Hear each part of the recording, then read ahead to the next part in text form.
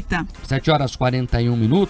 Após passar por cirurgia, médicos dizem que o presidente Lula não terá sequelas. Lula não teve nenhum machucado ou lesão no cérebro em decorrência da cirurgia a qual foi submetido durante a madrugada de ontem para conter uma hemorragia intracraniana. A informação foi divulgada pelo médico do presidente, Roberto Calil Filho, que faz parte do corpo cirúrgico do Hospital Sírio-Libanês em São Paulo.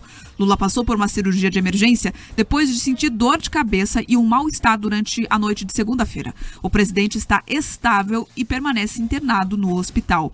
Segundo o boletim médico, Lula deu entrada em Brasília para um exame de imagem depois de sentir um incômodo. A ressonância indicou uma hemorragia intracraniana devido ainda àquela queda que ele sofreu em outubro.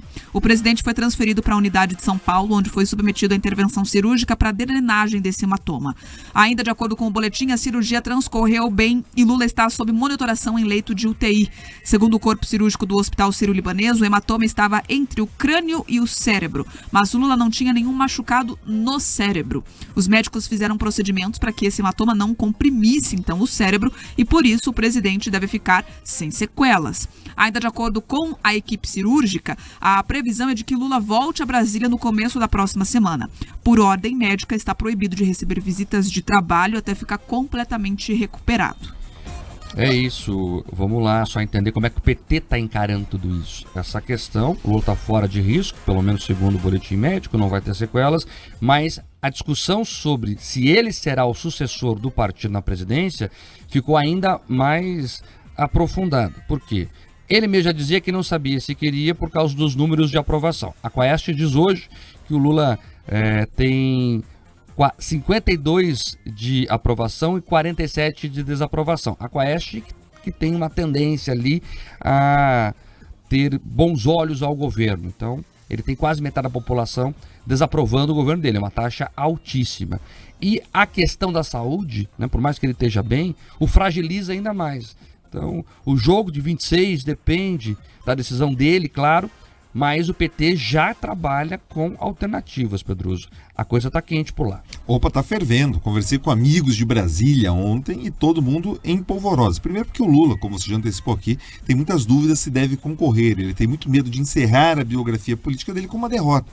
Ele tem 3 eleições diretas, ajudou a eleger 2 vezes a Dilma Rousseff, ou seja, ele tem 5 eleições que participou de alguma maneira vitorioso. Então, para encerrar a biografia com uma derrota, ele tem esse temor. Esse é o primeiro ponto. Agora, uma coisa que eu também escutei muito em Brasília, e a gente lida com muito cuidado, porque sabe que ele está no hospital se recuperando, é sobre a própria capacidade física que ele teria de disputar a reeleição. A gente trouxe aqui no aspecto econômico esse risco Joe Biden, gestão americana. Algumas pessoas percebem também um espelho aqui. Ele estaria disputando a eleição e poderia assumir ali na casa dos 81 anos de idade.